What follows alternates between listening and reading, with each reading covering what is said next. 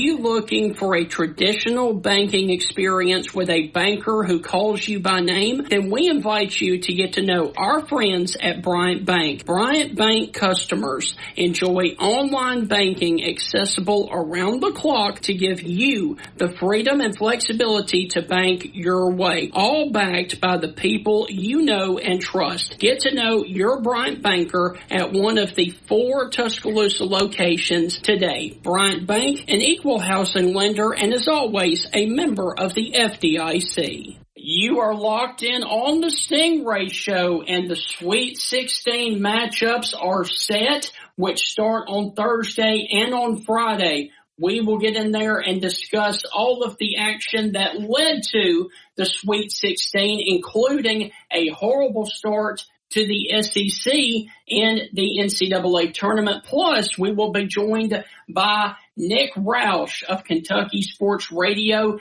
to get his take on the fallout of John Calipari and Kentucky leaving early in the NCAA tournament. That's all ahead on this edition of the Stingray Show. Guys, we've got a lot to cover, so let's get things rocking and rolling. Hi, this is Tim Brando with a reminder.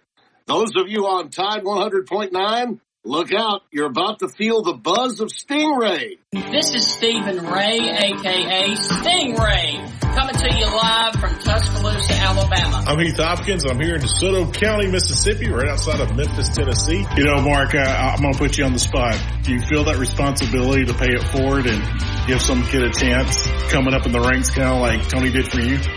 Why do you think I'm talking to Stingray tonight? Thank you, man. I appreciate that. No, I mean, look, no. Hey, Stingray, here's the deal. When you get involved with Texas, it's like getting married to a stripper. and let me explain this. It looks good, kind of sexy on the surface. Yeah, but then you get the baggage, you get the drama, you get all that eventually comes with it. And that's what you get with Texas, and that's what the Big 12 learned. And Heath, any thoughts on our show moving forward? Hey, to everyone in Tuscaloosa listening here on Tide 100.9. With the Stingray Show, if you don't like it, you better learn to love it, because it's the best show going today, baby. Woo! Are you guys in the mood for community goods and great barbecue? That's what you'll find at the Coker Market, located in Coker, Alabama at the 4-way intersection off of County Road 140. Their hours of operation are Wednesday through Saturday, 11 a.m. until 7 p.m. And their menu items include the Midnight, which is smoked ham, smoked pork, Swiss cheese, Creole mustard, mayonnaise, and a pickle, grilled on French bread. That sandwich is absolutely amazing. Make sure you go and check out the Coker Market right there at the 4-way intersection in Coker for amazing food and community goods. And ladies and gentlemen, with all of that, we want to welcome you inside another edition of the Stingray Show. And Heath, the Sweet 16 is upon us Thursday and Friday. And whew, it was a bad start to the tournament for the SEC, as a lot of teams got bounced early, including the Kentucky Wildcats and the Auburn Tigers.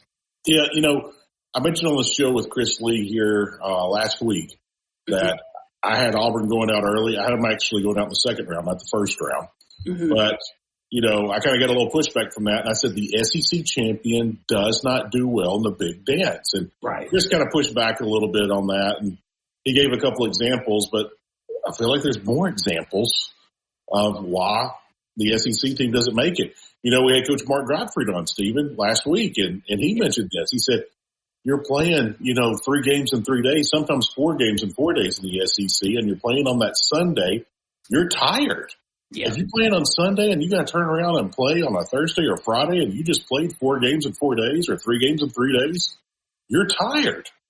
And, you know, you go to a new arena, you got to travel, this and that. You're just tired. And so that's why I did not have Auburn going far in the tournament. You know, Stephen, I only had one SEC team in the Sweet 16 in my bracket. I wasn't hating on the SEC. I just didn't like the matchups. I got that team right. It was Tennessee. The one team I got wrong, Alabama. And I'm glad they proved me wrong. Alabama had some good showing there. Had a real good showing. So, Heath, I do want to go back briefly to that show last Wednesday, and you and I were talking about our Fave 5 of favorite basketball teams, and you brought up the 91 Duke team that could never quite get over the hump. They were decent, they were good, but they never could ever get over it. Can you tell me who this era's Duke of 91 team is? I don't know, Gonzaga. I don't know. Yes, you nailed it correctly. Yeah, really? Now get this, Heath.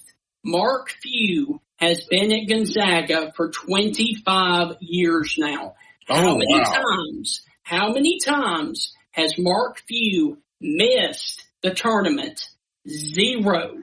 However, how many national titles does he have in that 25-year run? That's right, 0. That's why I'm saying the 91 Duke team, this era's version of that is the Gonzaga Bulldogs. You know, it's kind of like Coach Martin at Florida State, you know, and we lost Coach Martin last year, but Coach Martin always had phenomenal teams and was ranked number 1 most seasons and, you know, this and that, but he never won it all. Yeah. And, you know, you could kind of say that about the late Mike Leach. Yeah. He would always take teams to bowl games. You could give Mike Leach almost nothing.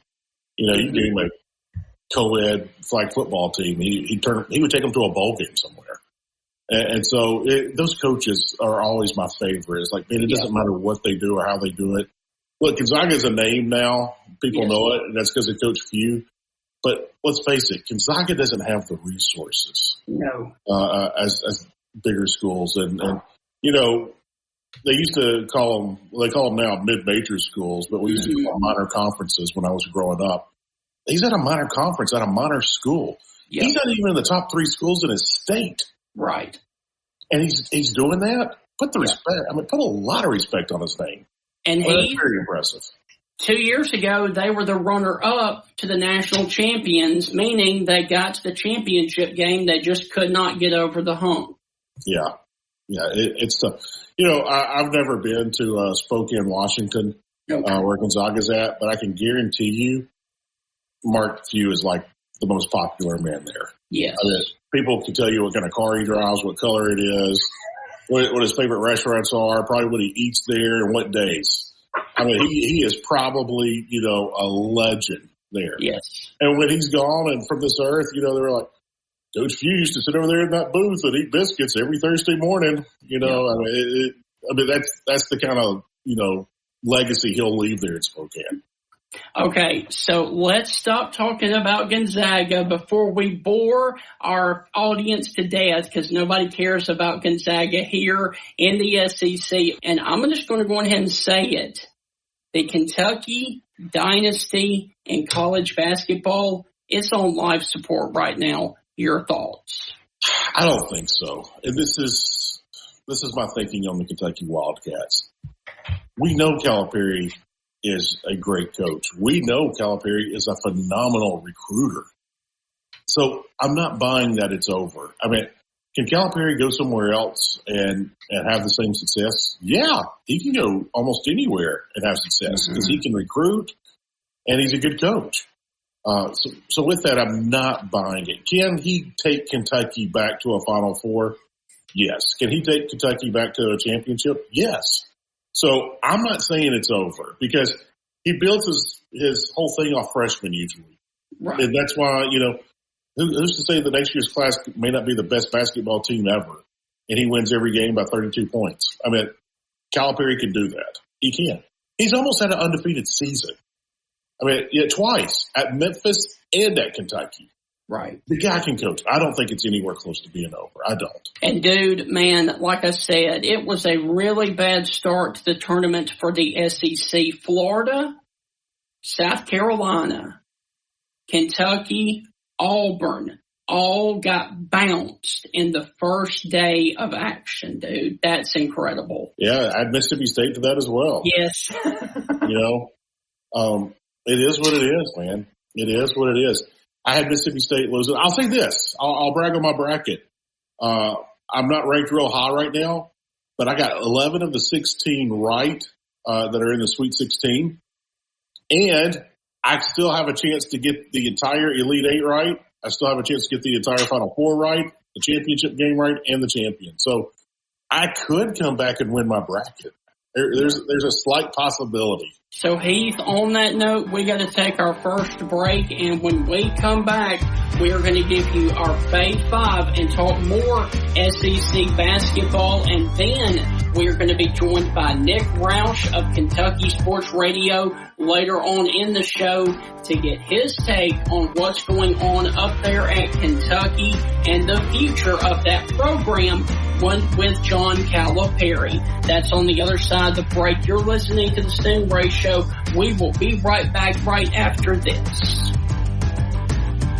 Fave 5 coming up next. Citizens of West Alabama, have you heard the news? The Bank of Moundville, which was established way back in 1907, offers personal loans of all sizes, unsecured and secured, with competitive interest rates. You can contact them today at 205-371-2227. Once again, that is the Bank of Moundville, 205-371-2227, or go by and see them in downtown Moundville. They are an equal housing lender and a member of the FDIC. Do you guys like to fish? I know I do, and if you have a pond or lake in your backyard that needs stocking of fish, you need to contact biologist Jeff Bagwell with Honey Hole Fisheries. He can help you stock your lake with bluegill, largemouth bass, and hybrid striped bass. You can get in touch with Jeff Bagwell and Honey Hole Fisheries at 205-799-0192. Once again, that is Honey Hole Fisheries, 205-799-0192. Contact Mr. Jeff Bagwell today and let him help you build the lake of your dreams. Do you guys dream about owning a home or a condominium down on the beautiful beaches of Alabama, say Orange Beach, Gulf Shores, or maybe even Fairhope? Then let me tell you about First Class Real Estate South Home Group's owner, Celeste Hagler. She has brokers down there in the beautiful beaches of Alabama to help you purchase the home of your dreams and to live where you love in the state of Alabama. You can contact Celeste Hagler at 205-861-5698. Contact Celeste Hagler today to help you live where you love in the state of Alabama. Follow the Crimson Tide on their journey to another national championship. Touchdown, Alabama! On your home for Alabama sports, Tide 100.9 and streaming on the Tide 100.9 app.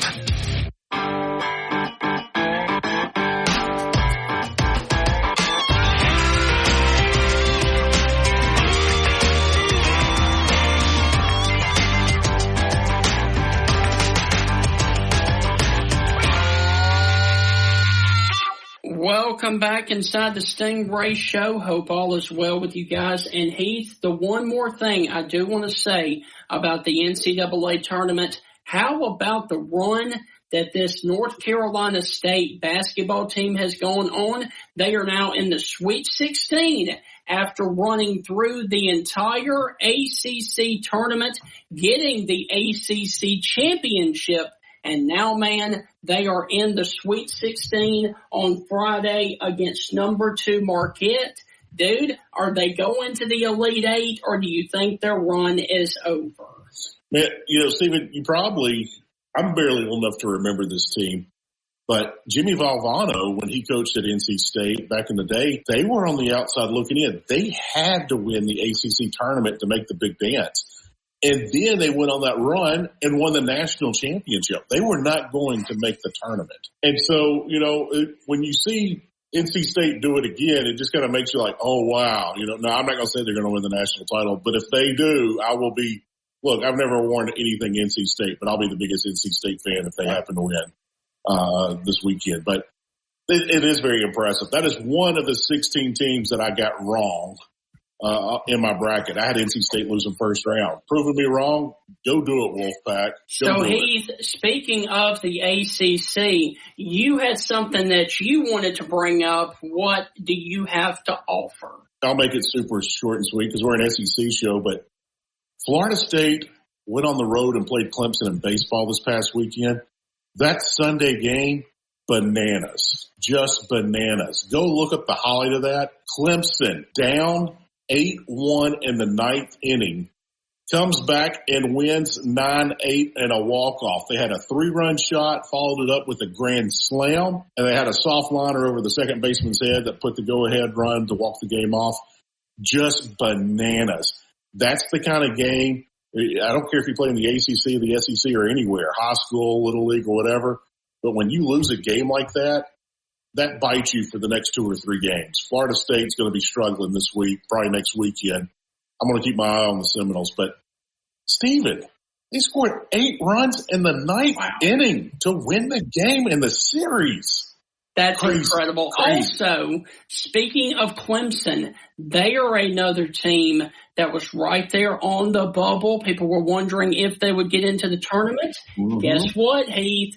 They punched their ticket to the Sweet 16, and on Thursday evening, they will actually take on the Arizona Wildcats there in Los Angeles. Yeah, again, another team that I did not have in my Sweet 16, Clemson.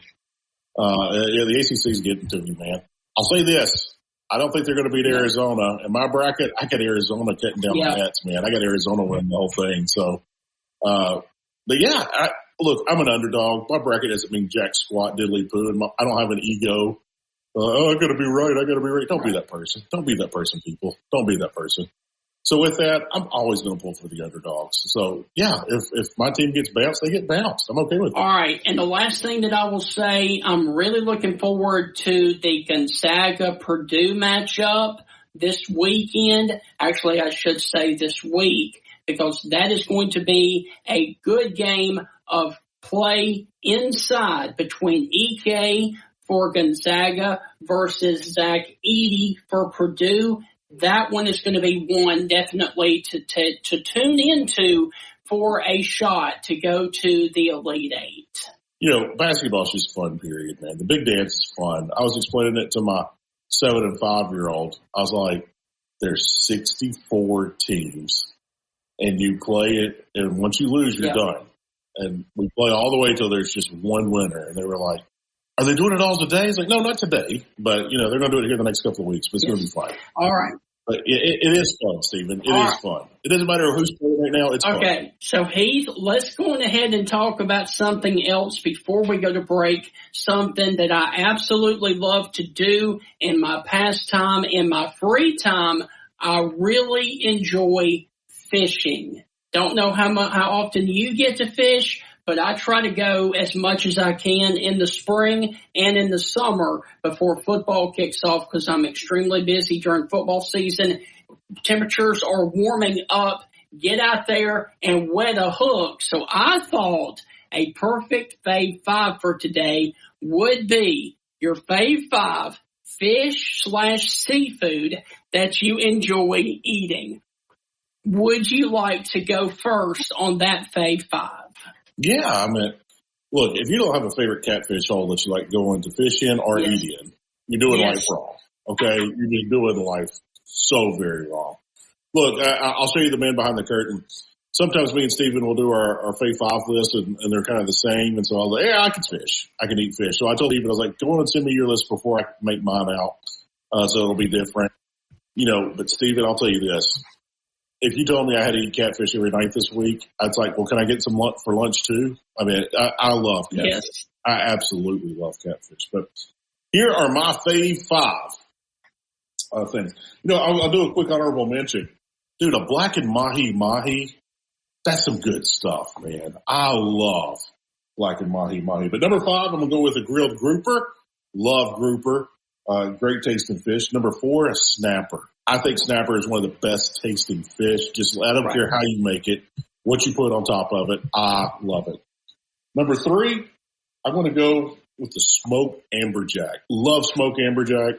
You know, down at Dewey Destin's, not the restaurant, but over on the dock side across the street, they got a smoked amberjack sandwich. My gosh, that thing is so amazingly good. Right. You never had it, you are missing out on life. Go there for lunch next time you go on vacation. Number 2, I'm going boiled shrimp, baby. I love a shrimp bowl. It doesn't matter. I like all shrimp, period. But my favorite is boiled shrimp. Love boiled shrimp. And number one, man, Stephen, I'm going over the top with it. King crab. Yeah. I can do snow crab. I can do king crab. It doesn't matter. Crab. It's awesome. But yeah, those are my 5 favorite. But I'll tell you one thing, man. If I could sit there and eat crab, look, I'm not going to break the law anytime soon. At least a felony, right? But if I was on death row and I at my last meal, it would be king crab. Totally do that. All right, my man. What about you? Do we got some shrimp and grits out there? What do you got for us, Stephen? All right. At number 5, I actually like to fish for this fish as well. I do it for sport, not necessarily to eat, but I do eat it occasionally. Bass. I love bass, but I will tell you I enjoy catching them a lot more than I do eating. At number 4, I'm going with cod. Number 3, I'm going with another cold water fish of salmon. I'm going number 2 with tilapia. And number 1, Heath, just like you, in your honorable mention that you said, I'm going with number 1, catfish. I absolutely love all things catfish, but me personally, and I know that a lot of people are going to go, what? I don't necessarily like fried catfish. I always take mine blackened. Nothing wrong with that. I like mine fried. I like mine blackened. I like mine grilled. Yes. You know, you put lemon pepper on. I don't care. I like it all. Right. But I do like that a little bit of a Cajun spice on mine. Blackened, man, that's where it's at. That's good stuff, man. I'm not complaining. Okay. And also an honorable mention before we go to break, dude, I could eat all of these that I wanted. Crab claws. Crab claws is good stuff. You know, Stephen, I'm just crazy busy all the time. You're just stupid busy. Last year, my New Year's resolution is to go fishing more. I didn't go a single time. Right. I haven't been in a couple of, I don't think I've been since COVID. Right. And I used to go fishing every single day. I used to come home. We had a lake in our backyard. I used to go fishing every single day. I haven't gone fishing in years. What kind of fish were in the lake? A little of everything. There was bass. There was some brim, a lot of crappie. Right. Man, I just miss fishing. I miss fishing so much, especially this time of year when it's starting to warm up and you kind of get out there. But I love my children. I don't want them to grow up, but I know they will. But when they leave the house, I will probably start fishing again. And dude, springtime is the best time because that is when the bass are the biggest because they are about to bed and lay eggs, and all of the extra egg weight adds more to their weight. So this is the best time to get out there and catch a monster lunker bass. I mean, that used to be the thing. Like, I would start a little before spring break when I was back in school, and then during spring break, I'd be out there most of the time, and I miss it, man. Yeah, Stephen, you a big nighttime catfisher? No, just bass. I got you. Okay. So, Heath, on that note, we got to take another break, and when we come back, Nick Roush of Kentucky Sports Radio will join us to give us the pulse of what's going on up there in Lexington, Kentucky. That's on the other side of the break. You're listening to the Stingray Show. We will be right back with Nick Roush. Strange Brew Coffee House continues to roll out brand new drinks, including the Yosemite, which is white chocolate and roasted marshmallow. Doesn't that sound amazing? You can find Strange Brew at 1101 University Boulevard right there on the Strip at the University of Alabama campus. And hey, did you know that you can get Strange Brew delivered to your door? Check out StrangeBrewCoffeehouse.com for all the Strange Brews bags of coffee, K-Cups, mugs, shirts, and a whole lot more right there at StrangeBrewCoffeehouse.com. Are you guys in the mood for community goods and great barbecue? That's what you'll find at the Coker Market, located in Coker, Alabama at the four-way intersection off of County Road 140. Their hours of operation are Wednesday through Saturday, 11 a.m. until 7 p.m., and their menu items include the Midnight, which is smoked ham, smoked pork, Swiss cheese, Creole mustard, mayonnaise, and a pickle, grilled on French bread. That sandwich is absolutely amazing. Make sure you go and check out the Coker Market right there at the four-way intersection in Coker for amazing food and community goods. Your life can change on a dime, and if you are relocating for your job up to the Rocket City of Huntsville, the fastest growing city in the state of Alabama, you need to contact Celeste Hagler of First Class Real Estate South Home Group. She has brokers all over North Alabama to help you get settled with buying a new home in North Alabama. You can contact her at 205-861-5698. Once again, that is Celeste Hagler, 205-861-5698. 5698. Contact Celeste Hagler today to live where you love in the state of Alabama, even in the Rocket City of the best sports talk in the state. Tide 100.9 and streaming on the Tide 100.9 app.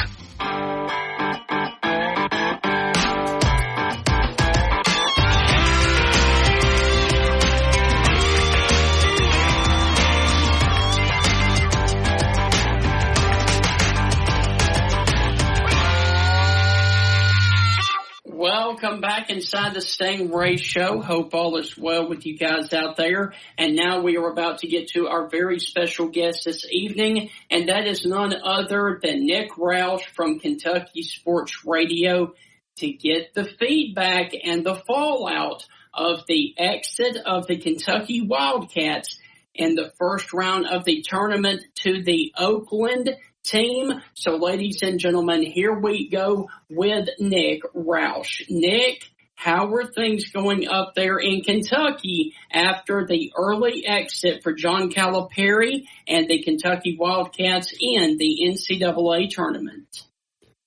Well, I hate to say it, but it's becoming a familiar feeling.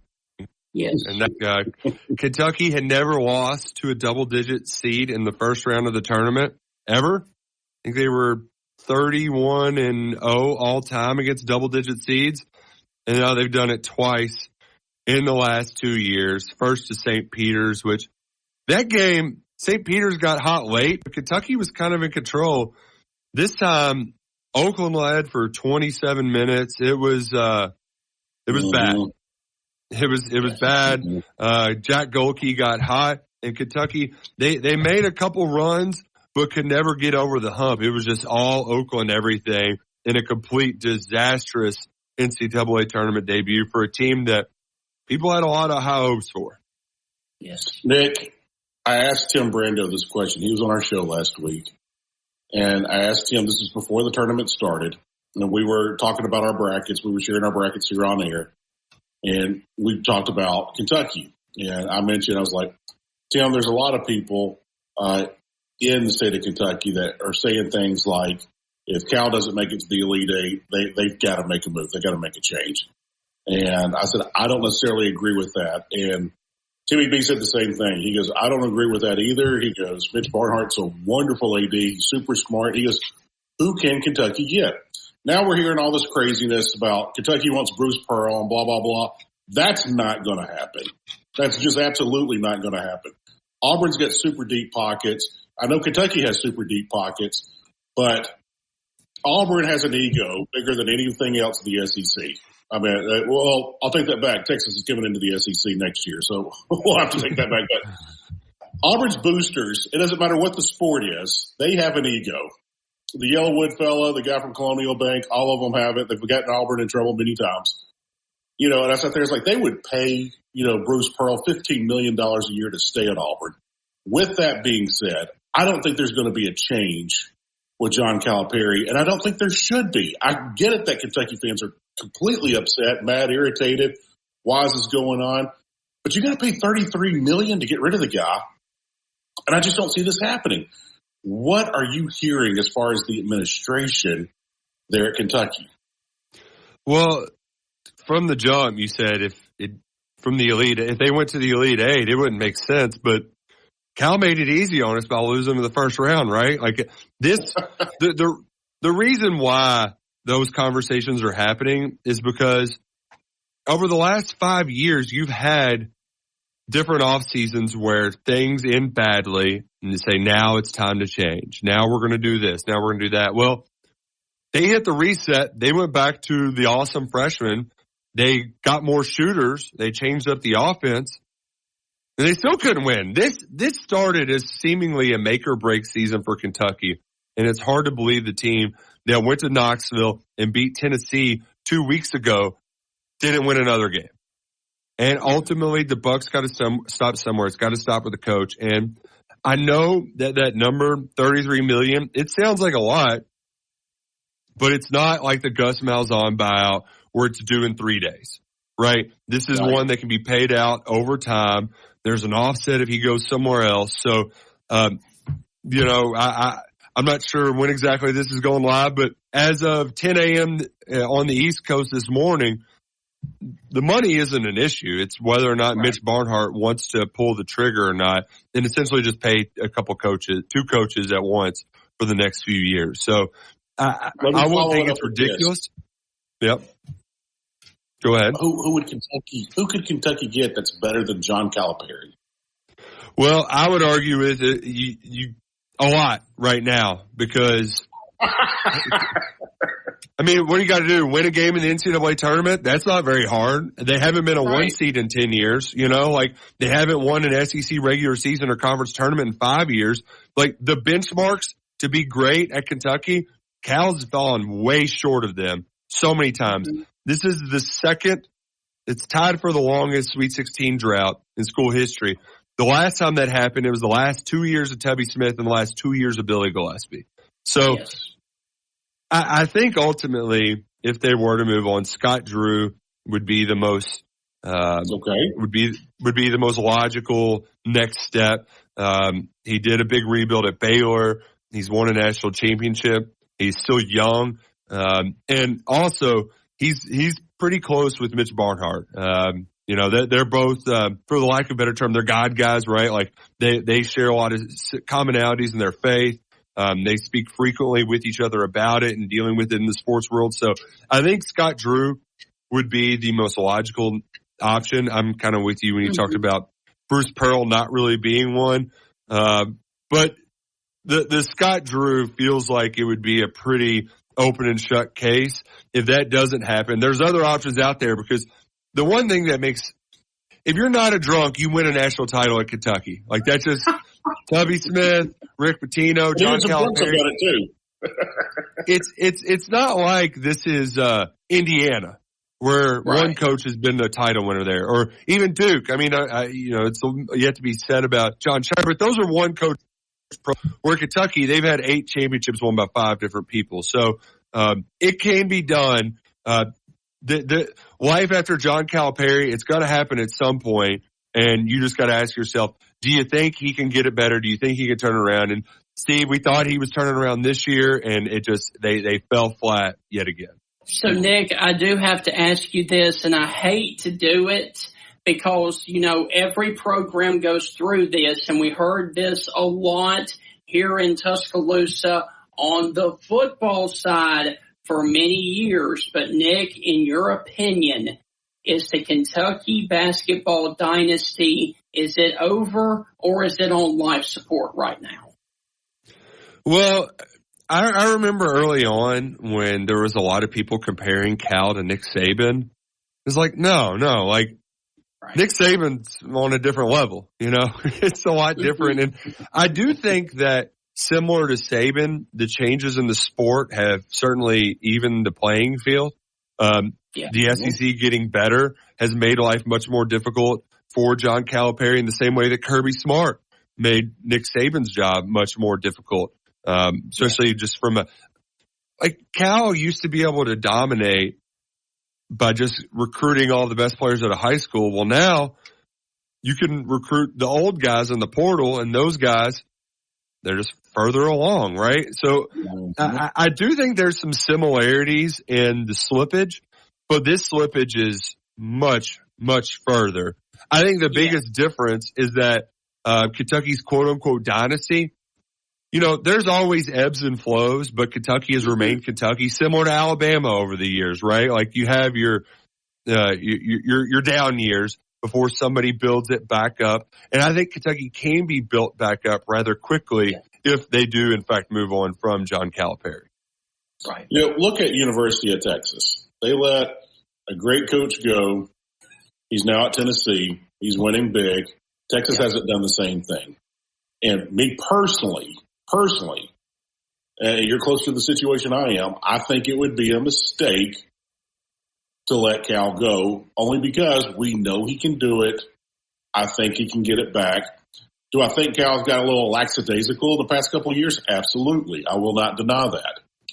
But with that being said, I agree with the thinking on both sides. And what I mean by that is, it's got to end sometime.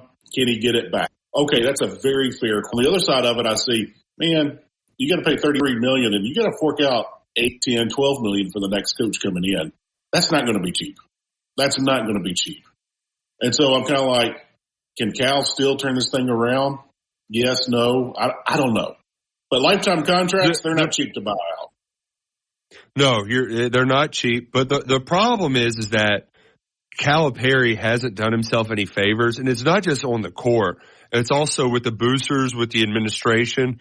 I agree with you. He's with the football he's coach. One of those.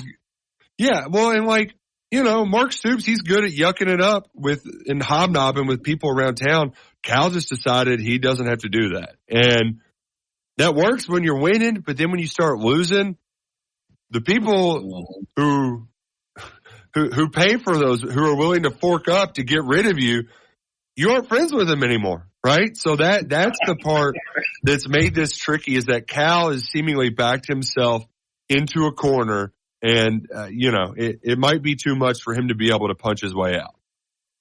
So, Nick, hold that thought, because we are up against our last break, and when we come back, we are going to continue to discuss the NCAA tournament and get to a little SEC baseball. That's on the other side of the break. You're listening to the Stingray Show. We will be right back. Go inside the Alabama Crimson Tide with the Gary Harris Show. Hey, everybody, it's Gary Harris. Coming up Tuesday morning at 9 a.m. on the Gary Harris Show, the Rocket Man, Rudy Arman, will join us. Plus, we're going to talk more March Madness. Alabama is in the Sweet 16. Going to continue to break it down on Tuesday. Plus, your phone calls and more. That's the Gary Harris Show, Tuesday morning at 9. Catch the Gary Harris Show Monday through Friday, 9 to 11 a.m. on Tide 100.9 and Tide100.9.com. If you're looking for a traditional banking experience with a banker who calls you by name, we invite you to get to know our friends at Bryant Bank. Bryant Bank customers enjoy online banking accessible around the clock to give you the freedom and flexibility to bank your way, all backed by people who you know and trust. Get to know your Bryant banker at one of the 4 locations right here in Tuscaloosa. Bryant Bank, equal housing lender, and of course, a member of the FDIC. Since 1999, residents of Tuscaloosa has depended on this butcher shop and grocery store. I'm talking about South's Finest Meats. With their specialty meats and fresh to frozen bulk vegetables, you can prepare delicious home-cooked meals all week long. At South's Finest Meats, customer service is their #1 priority, and when you shop with them, you can expect to be treated like an MVP. Go by and check out South's Finest Meats at 3201 10th Avenue right there in Tuscaloosa. South's Finest Meats, the official sponsor of the Stingray Show. Residents of Tuscaloosa, are you guys upsizing, downsizing, looking for college housing,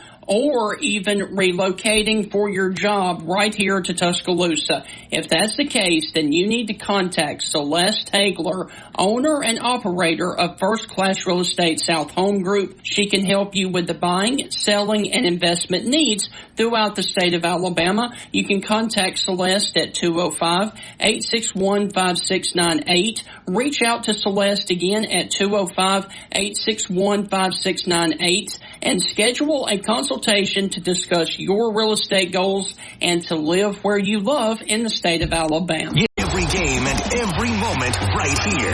This is your home of Alabama sports. Tide 100.9 and streaming on the Tide 100.9 app.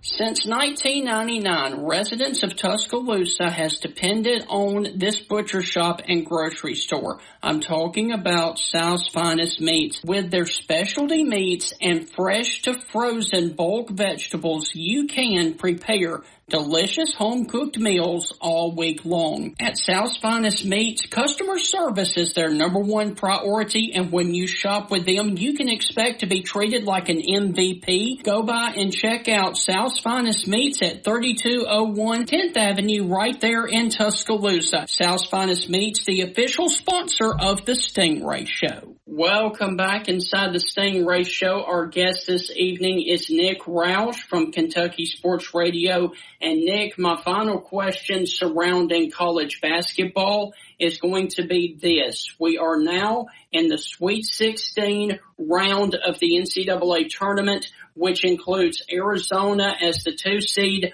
1-seeded UConn, 1-seeded North Carolina, 2-seeded Iowa State, and then, of course, you've got Purdue and Houston. Who do you ultimately have in the Final Four, and who wins it all in March Madness? I really like Creighton. Okay. They were a team going into the tournament where a lot of these teams have, and that's why people like UConn too, right? Is that it's not just one guy. It's multiple options. They got Trey Alexander, Kalkbrenner, Baylor Shireman. They have multiple scoring options. And even though they had to kind of sweat out that second round game, I like that. I like teams like that, teams like Alabama that are able to find other ways to win when their shots aren't falling, because the shots weren't falling for either of those teams in the second round, and they still were able to gut it out. I think we're going to get a big Creighton performance right around the corner where those shots are falling. And that's, I also, from a storyline perspective, I know a lot of people are fixated on the Purdue-Virginia parallels where Virginia loses in 16, they go to win the national title. I like the story of Creighton essentially losing. It wasn't at the buzzer, but it was in the final minute there at the regional in Louisville last year. They were so close to going to the Final Four a year ago, and they bring everybody back. They fortify the roster in the transfer portal, and I think they end up getting to the Final Four and playing Houston. I want it to be one of Creighton or Houston. I don't want to see UConn win again. I think Illinois could be really tough out for them. But Houston, Jamal Shedd, I mean, they faced a lot of adversity. A&M gave them all that they got, and Houston found a way to survive. And, Nick, I do want to ask you 2 SEC teams left. Who goes further, Alabama or Tennessee? Oh. The thing about Tennessee is just like I kept thinking they were going to slip up.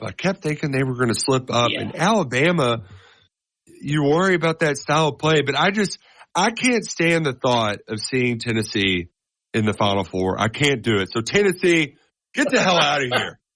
Get out of here. We're sick and tired of you. Yeah.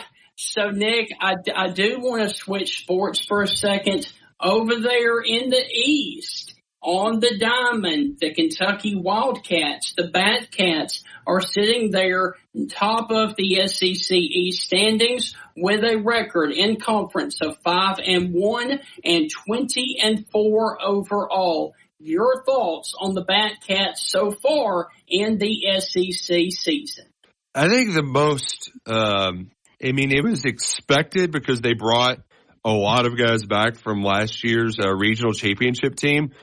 But the Bats have been hot, right? And that was really the biggest question mark. They had to small ball their way to a lot of wins last year. But the offense has been incredible. They were averaging 11 runs in that opening sweep of Georgia. And then they went to Missouri. And in a struggle. They were able to pull out 9 runs in an 11-inning win over Missouri. The only loss was when they got cold in a pitcher's duel and almost squeaked it out in a 2-1 loss. But I loved that in the finale yesterday. I'm not used to seeing this, but you get that sometimes in college baseball. They got the tying in go-ahead runs on base, 2 outs. Kentucky calls in the right fielder. He doesn't even warm up in the pen. McCoy comes out of right field and gets the final out to secure the series win. You've seen it in years past where Kentucky has these one-off years, Steve, where they win a regional, but then, guys go pro and it's hard to keep that momentum going. They've kept that momentum going this year, and that's huge for the program. So they're off to a great start. Haven't lost in the midweek. So everything's trending in the right direction as we turn the calendar towards April. Me and Steven were talking on the show here a couple of weeks ago about SEC baseball. And I mentioned to Steven, I can't remember who our guest was that day, Steven, but I was like, Kentucky fooled me last year. I kept thinking hey, look, they had a nice little run. They started the season hot. It's going to catch up, and it never caught up with them. I was like, I'm not doing that again this year. Right. Nick Mingione, I've always thought is a great coach, and he is a great coach, and there's no but to that. With that, I was like, coming into the season, I was like, no one's talking about Kentucky, and I can promise you Nick Mingione wants that. He wants no one talking to him. He can still be the surprise team, and he can play that, no one's respecting us card. Mm-hmm. And look what's happening again. This guy's not shocked. I thought it was going to happen all season long. I think it will continue to happen, but you just mentioned it. They're undefeated in midweek games. That's a team that usually reaches Omaha. The teams that put away midweek games or have a crazy, ridiculous, great record are those teams, because those are the teams that when you get down to the end of the season, hey, are you going to be hosting or are you going to be a national seed, and host the first 2 rounds? Yeah. Those, when they start looking at the midweek games, like, look, Kentucky here, they've only lost 2 games midweek. They've lost no games midweek. That's when you get that home field advantage and you start becoming brutal. With all of that being said, and laying all of that out, the locals, are they coming out and supporting this team? Are the locals, were they fired up before the season? Are they there? Or are they now starting to catch fire with it? It's one of those things that, we naturally kind of wait until after the calendar's turn. Because I know that opening, the first few weeks too, it's 50 degrees and overcast. You're not wanting to go out to the ballpark. But Kentucky's top 15 in RPI. They're racking up these wins, and they're going on the road this weekend to Ole Miss. The following weekend, that's not spring game weekend, but they'll have Alabama in town. I think that's that'll be your first big weekend where a lot of people are going to turn out. They've already had some really solid crowds, but there's no doubt about it that this team has the Big Blue Nation's attention. And, Nick Mingione was a guy that he had the early success, and people wondered if it was lightning in a bottle. But he's really put things together the last couple of seasons for the Cats to get everyone back on board. Nick, my final question in parting is simply, I'm going to put you on the spot. Is John Calipari still the coach when basketball season returns later this year in November at Kentucky? I could sound real dumb either way, but I think the wheels are in motion for John Calipari to move on from Kentucky. And it doesn't diminish what he did early on. It was the best time of my life being in college during that first 5-year run. But they gave him a lot of rope, and he hasn't taken advantage of it. And now I think it's best for everybody, for the fan base, for the folks that work within the school. It's going to be a rebuild no matter what. Time to rip the Band-Aid off and move forward. Hey, real quick as we part and head out, we had Ben McDonald on the show a couple of weeks ago, and I asked Ben, what's the coldest game you ever played in? He said, we had opening weekend at Kentucky one year, and it was brutal. It was like 20-something degrees. The wind was blowing incredibly hard. It was just bone-chilling. I heard on another SEC podcast, they think that Kentucky should not host the first 2 weekends of SEC play. Are you against that? Do you think Kentucky fans would be okay with, Hey, we get 2 weekends on the back end. You skip out on the first 2 weekends and play somewhere warm? No. You make Kentucky go to Florida and play football in September. Make them come up here and play in the cold. It's Wildcat weather, baby. Deal with it. Yeah. I'll take that answer, and I like it. So, Nick, look, man, thank you again, and good luck to the Batcats this weekend, and please have fun covering all Kentucky sports, and we will catch up later on this summer. It's a pleasure, guys. Talk to y'all soon. Thank you. Great interview, Stephen. It is Girl Scout cookie time, and if you guys like Girl Scout cookies, Strange Brew Coffee House now offers Girl Scout cookie frappes at all locations, including Samoa, Thin Mint, and Tagalong. Delicious frappes are made with real Girl Scout cookies. Strange Brew Coffee House can be found at the University of Alabama campus, also up in Tupelo, Mississippi. If you are heading up there to Tupelo, or their home location over in Starkville, Mississippi, go by and get a delicious Girl Scout cookie frappe today at one of the Strange Brew Coffee House locations. So, Heath, that is going to wrap up this edition of the Stingray Show. A quick little housekeeping note. Tomorrow evening, Alabama plays Belmont up in Huntsville. So we will have no Stingray Show tomorrow evening. So we will be back on Hump Day on the Wednesday edition of the Stingray Show. We are going to dive further into March Madness and the Sweet 16. Heath, we are done. We are out. We will see you guys on Wednesday evening. Have a wonderful, wonderful Tuesday and a wonderful Wednesday. We will see you guys then right here on the Stingray Show. Nick Mingione and Mark Stoops are better coaches than John Calipari. Think about that. Yes, the Wildcat dynasty is over. Maybe. Are you